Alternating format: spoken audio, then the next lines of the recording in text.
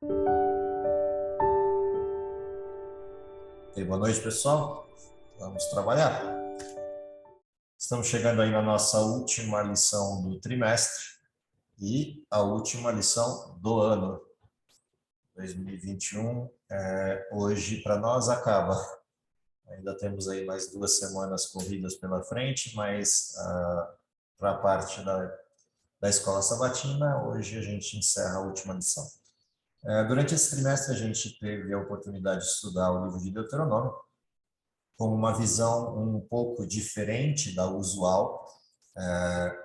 O objetivo central do estudo dessa lição é trazer o livro de Deuteronômio para o contexto atual, de alguma maneira fazer conexão entre as coisas que aconteceram com o povo de Israel e com a liderança de Moisés durante o percurso dos 40 anos do deserto, mas principalmente o povo que chegou 40 anos depois, lá às bordas de Canaã, e entender como o comportamento daquele povo, de alguma maneira, reproduz o comportamento do mundo atual e, particularmente, do povo de Deus no mundo atual.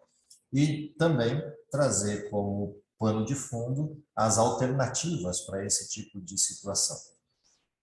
Apenas relembrando algumas questões importantes do livro de Deuteronômio, o livro de Deuteronômio é chamado ou trazido à luz como o livro da lei, e ele é interessante porque é uma narrativa a partir da perspectiva de Moisés para as leis de Deus e para os estatutos de Deus, diferente, por exemplo, do livro de Êxodo, que é mais um relatório daquilo que Deus fala e Moisés vai literalmente transcrevendo, embora não seja um ditado de Deus, mas é quase uma transcrição, a forma da redação do livro de Êxodo. Já o livro de Deuteronômio, não, ele tem um quê de comentários e de diálogo de Moisés ao longo do texto. Exatamente por essa peculiaridade, o texto de Deuteronômio se torna um texto interessante por conta de haver comentários que permitem a gente compreender certos contextos interessantes da história das leis de Deus. E também o contraste das falas de Moisés com o comportamento do povo. A gente tem no livro de Deuteronômio uma porção de binômios interessantes da teologia e da religiosidade, como, por exemplo, justiça e misericórdia, o tempo inteiro estão em diálogo no livro de Deuteronômio. Lei e graça estão em contraponto e em diálogo no livro de Deuteronômio. Rebeldia e fidelidade estão o tempo todo sendo trazidas à tona no livro de Deuteronômio. Esperança e desalento faz parte do cenário que a gente lê no livro de Deuteronômio. A questão do pecado e salvação, particularmente na lição dessa semana que a gente vai estar olhando, mas principalmente a questão da perspectiva de futuro, a maneira como se olha para o futuro a partir do cuidado de Deus, da proteção de Deus e do controle de Deus sobre a história e sobre as coisas. O livro de Deuteronômio traz tudo isso à tona. E a gente não podia fechar melhor do que o próprio texto que fecha o livro, que é a descrição do último evento na história de Moisés, que é o personagem central do livro de Deuteronômio. O tempo inteiro é Moisés que está em cena, ou falando, ou sendo parte das cenas e do foco do contextual do livro de Deuteronômio. E o texto termina, obviamente, com o último evento dele, que é a morte de Moisés, como encerramento, como fechamento, epílogo da história do povo de Israel e do contato de Moisés com Israel. E a lição dessa semana traz duas perspectivas, obviamente. A perspectiva conhecida do período de Moisés, de que Moisés morreu, e a perspectiva de quem vive no nosso tempo, que conhece uma história que aquele povo não conheceu. E essa é uma coisa interessante de contraste entre o povo de Israel daqueles dias e a condição que temos hoje de saber o que aconteceu com Moisés depois da cena de subir o monte e morrer. Título da lição: Ressurreição de Moisés. O verso central é o verso de Judas 9, não poderia ser outro, que é o texto da ressurreição de Moisés, o texto da intervenção do arcanjo Miguel, ou de Cristo, contra Satanás, na disputa, né, na autoridade sobre o corpo de Moisés, ou sobre ressuscitar ou não Moisés. E aqui começa a questão da lição dessa semana, como ponto central. O texto base é, contudo, nem mesmo o arcanjo Miguel, quando entrou em conflito com o diabo e discutia a respeito do corpo de Moisés, ousou pronunciar sentença difamatória contra ele. Pelo contrário, disse: o Senhor te repreenda. Esse é o texto de Judas, verso 9. O que é interessante de se prestar atenção nessa história final de Moisés?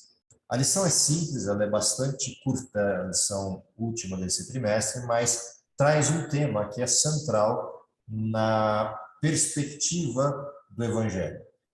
Então, a primeira coisa interessante de se observar na lição dessa semana é que erro tão grande é esse que Moisés cometeu, que o tirou da possibilidade do cumprimento da promessa.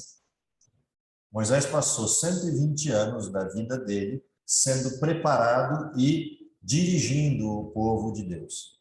40 anos no Egito, 40 anos no deserto, 40 anos de novo no deserto, só que dessa vez com o povo de Israel. Foi o tempo de Moisés lidando com as questões do chamado e do preparo para essa missão. Preparo esse que foi conduzido por Deus na primeira parte dele no Egito e na segunda parte no deserto, pastoreando as ovelhas de Jetro, mas principalmente a companhia de Deus com Moisés durante o período de peregrinação no deserto com o povo de Israel. A pergunta é o que de fato Moisés cometeu de erro tão grave que não pudesse ser perdoado a ponto de ele poder entrar com o povo na terra prometida. A história de Moisés, a história do pecado de Moisés, ela começa com mais uma rebelião do povo de Israel. E essa rebelião é uma rebelião peculiar, né, bastante significativa, porque nós estamos falando de um povo que ficou 40 anos no deserto e que agora está às portas da terra prometida e não tem a paciência para esperar algo que eles viram acontecer no deserto o tempo inteiro. Durante todo o percurso no deserto, eles tiveram problemas com alimentação e água. Eram duas coisas básicas, e essas duas coisas básicas eram problema para quem está no deserto com uma população tão grande quanto o povo de Israel. E em todas essas circunstâncias, Deus sempre proveu para Israel tanto o pão quanto a água, ou seja, tanto a comida quanto o que beber. Eles nunca ficaram desamparados no deserto. Fora todas as outras coisas que os acompanhavam, como a nuvem que os cobria no sol escaldante do dia, ou a coluna de fogo que os aquecia no acampamento à noite. O fato é que Israel, o tempo inteiro, tinha a confirmação da presença de Deus e da forma como Deus solucionava os problemas que o deserto impunha a Israel. Assim como eles também tinham na sua história todo o portfólio de circunstâncias em que a sua rebeldia ou falta de fé os conduziu a alguma dificuldade muito grande. Portanto, não havia nenhuma razão para 40 anos depois, tendo aprendido todas essas lições, Israel se comportar como se comportou. Faltou água e eles se rebelaram contra Arão e contra Moisés. Ou seja, em outras palavras, estavam armando um motim, a liderança de Moisés e a liderança de Arão. E a grande pergunta é, o que esse povo tem na cabeça de armar uma situação dessa natureza? E o fato é que, nesse contexto específico, Moisés perdeu a paciência. E nesse momento em que ele perde a paciência e reúne o povo, ele vai lá e fere a rocha 2 vezes para que saia água. A primeira coisa curiosa dessa cena é que saiu água. Ou seja, aquilo que Deus sempre fez para Israel, fez de novo. Se Deus atendeu a oração de Moisés, ou a ordem de Moisés, melhor dizendo, né, imposta por aquele ato de ferir a rocha, por que Deus atendeu a Moisés e depois não perdoa a Moisés? No texto que está para essa semana, tem algo que a gente precisa prestar atenção, que é a fala de Moisés, aquilo que Moisés disse enquanto cena para o povo que estava rebelde quando ele perde a paciência. Quando Moisés fala ao povo, numa resposta irada contra o povo, a primeira coisa que demonstra que Moisés está irado é que ele usa a palavra rebeldes. Ele chama o povo de Israel de rebeldes, algo que não é comum. Normalmente é o contrário, o povo está se rebelando, Deus quer destruir o povo e Moisés está lá intercedendo com Deus para que o povo não seja destruído. E agora a cena se inverteu. O povo se rebela contra Moisés e Arão e Moisés os chama de rebeldes, o que mostra que de fato ele está irado, ele está bravo com o que está acontecendo. Mas na carona disso, Moisés literalmente toma satisfação com o povo, dizendo, ok, é isso que vocês querem, então agora eu vou mostrar o que nós vamos fazer. Em outras palavras, é isso que Moisés diz ao povo, e fere a rocha. Para quem está do outro lado da cena, que é o povo de Israel, escutando primeiro Moisés os acusar de rebeldes e depois dizer, vocês vão ver o que nós vamos fazer. Quando sai água da rocha, o óbvio acontece. O povo de Israel atribui, ou pelo menos tem a tentação de atribuir a Moisés a competência de fazer sair água da rocha e o poder para esse milagre. Portanto, Israel desvia o foco da fonte do poder, que é Deus, e passa a olhar em Moisés, ou ter em Moisés, a pessoa que tem a autoridade sobre todas as questões. E aí nós estamos falando de autoridade de governo, mas autoridade no sentido do mundo natural. É esse o ponto central da discussão de Deus com Moisés em relação à gravidade do pecado de Moisés. Ou seja, Moisés se colocou como sendo Deus, literalmente dando ordens a Deus. O interessante, Deus respondeu. Deus não tira a autoridade de Moisés naquele momento, porque há uma lição a ser aprendida na sequência, e é com essa lição que o autor da lição da Escola Sabatina nos traz a reflexão. O que Deus queria ensinar com a punição a Moisés? Há uma série de coisas que a gente pode elencar dessa punição, desse momento específico disciplinar de Deus para com Moisés, mas tem algumas que são centrais. Por exemplo, a primeira grande lição a ser ensinada é que nem Moisés está acima de Deus. Nem Moisés, embora esteja como líder do povo, esteja como representante de Deus diante do povo, no sentido da liderança e condução deles até Canaã, Moisés não está acima das leis de Deus e nem acima de Deus. Moisés não passa isento nos seus próprios pecados daquilo que Deus faz com o pecado. Essa é a primeira grande lição. É uma lição mais ampla, né? Uma lição mais perene. Há uma segunda lição na carona dessa, que é olhar para essa estrutura da relação de Deus com Moisés e o que Deus vai ensinar para esse povo para o futuro. Moisés não ia durar para sempre, mesmo que ele entrasse em Canaã com o povo, ele já tinha 120 anos de idade. Que durasse mais uns 5 ou 10 anos de vida, Moisés acabaria morrendo. O que esse povo teria aprendido durante o período que Moisés os liderou e de que maneira Deus precisava antecipar alguns problemas que o futuro líder de Israel pudesse ter. Então, a gente enxerga dentro desse contexto uma outra lição importante, que é Deus ensinando o povo de Israel em quem e como devem depositar confiança. A confiança não deve estar em Moisés ou em qualquer outro líder, mas deve estar em Deus.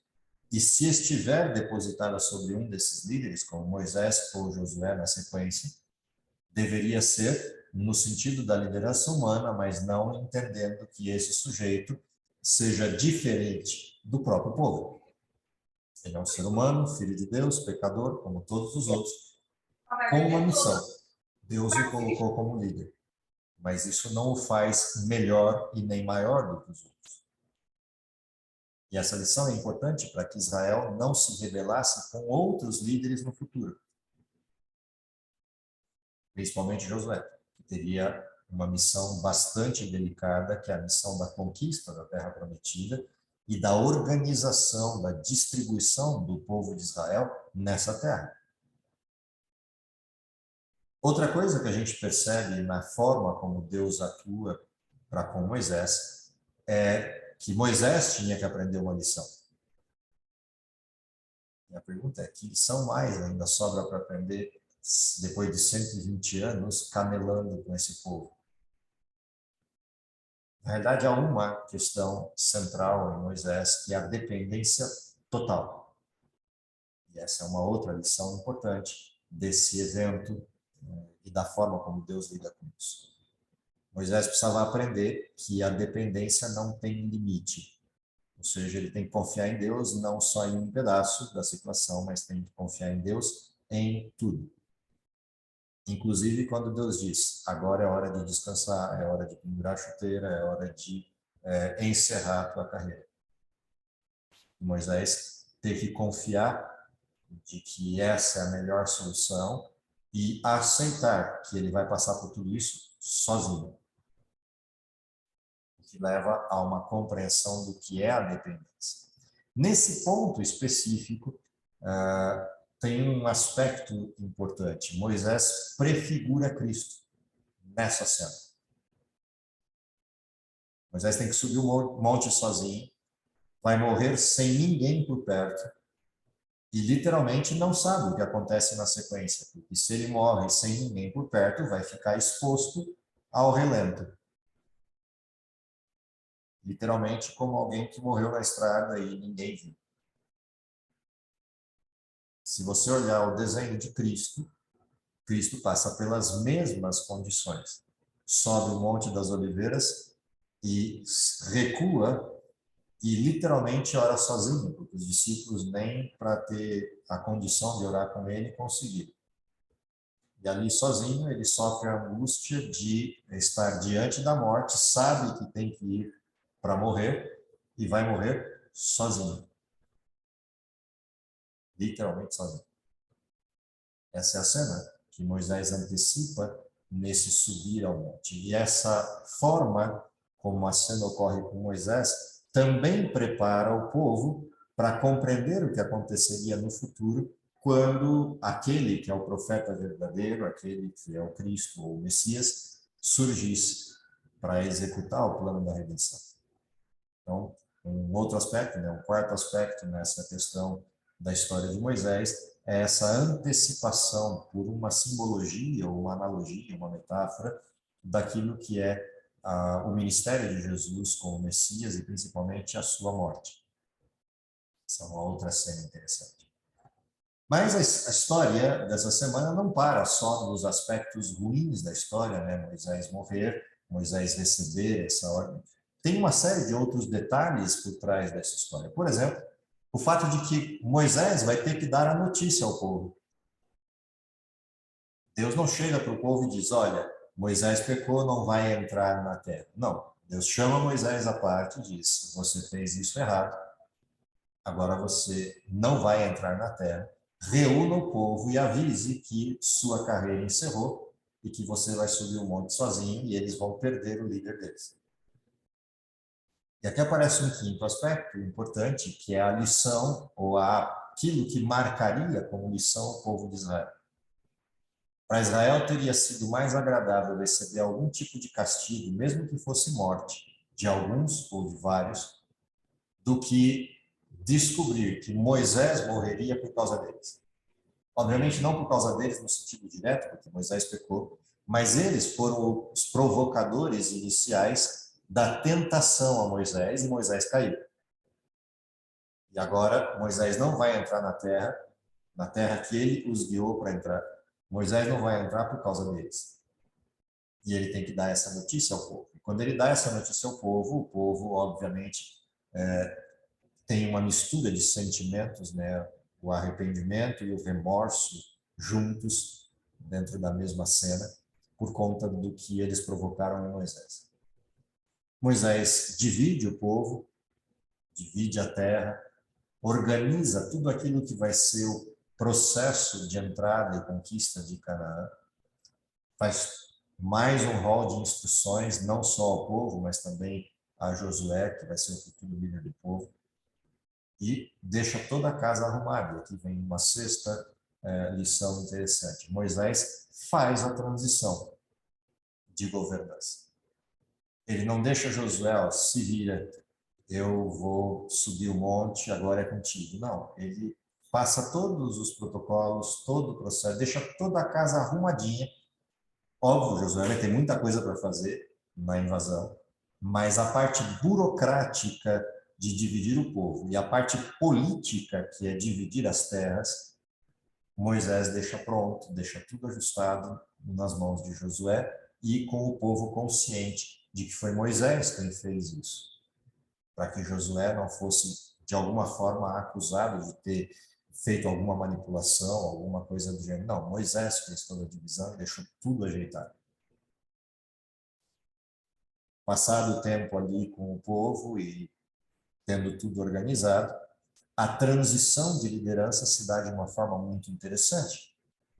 Moisés e Josué são chamados ao tabernáculo e a nuvem que sempre protegia o povo para na porta do templo.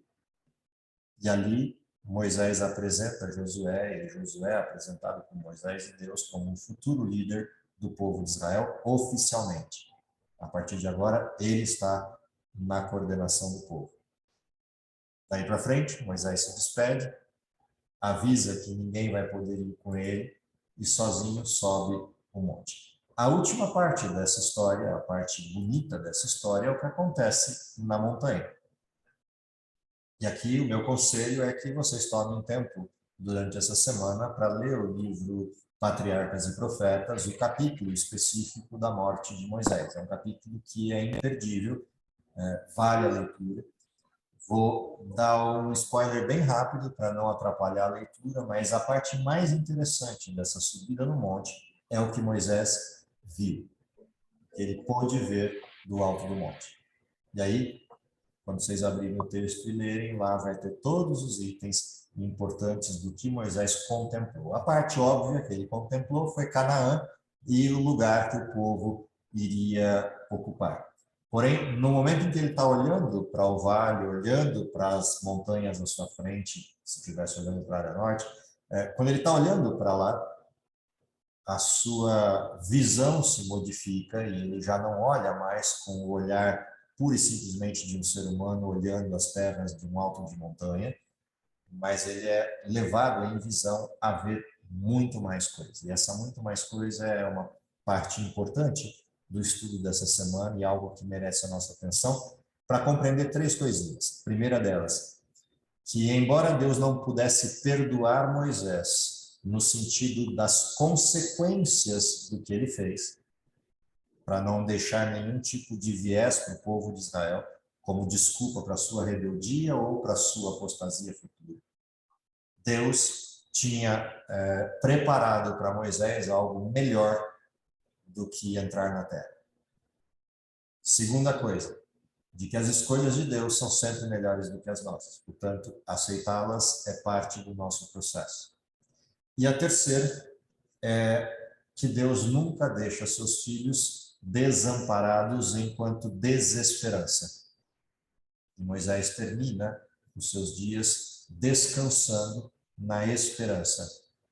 Uma esperança que se confirma quase como uma certeza de que a vitória estava conquistada no sentido pleno na vida de Moisés. Mas o resto vocês leem lá no capítulo do Patriarcas e Profetas, para eu não fazer spoiler da leitura. Como é que termina essa história toda? Termina essa história com um detalhe interessante. O livro de Deuteronômio, obviamente, não terminou com a escrita de Moisés. Isso é bastante óbvio, né? Porque Moisés subiu o monte, alguém terminou o livro. Josué termina o livro de Deuteronômio, descrevendo o que acontece com Moisés. Moisés sobe o monte, Moisés descansa e Deus o sepultou. E essa é uma parte interessante da história, né? Moisés não fica exposto ao relento. O texto faz questão de descrever isso. Moisés foi sepultado. O problema é que assim que ele é sepultado, vem uma parte nova da cena que ninguém do povo de Israel conhece. Nem o sujeito, no caso Josué, na conclusão do texto. Porque a conclusão do texto é: e até hoje ninguém sabe aonde ele foi sepultado, e nunca ninguém viu, nunca ninguém achou esse lugar. Ou seja, o texto termina com a certeza de que Moisés morreu e a história acabou. E o povo de Israel segue a sua vida como se a história tivesse acabado ali. Se você olhar à frente a história, 1.300, 1.400 anos à frente a história, você vai ter um encontro inusitado, resultado dessa cena que não foi vista pelo povo de Israel. Cristo vem, Judas verso 9 descreve isso, Cristo vem em pessoa para ressuscitar Moisés. E essa é a primeira ressurreição presente na Bíblia, no texto bíblico, no sentido de uma ressurreição para a vida eterna. E Cristo vem, curiosamente, antes da cruz. Portanto, num contexto diferente. E óbvio, Satanás, mesmo tendo receios em função da glória de Cristo, em função da manifestação dos anjos, ele ousa questionar.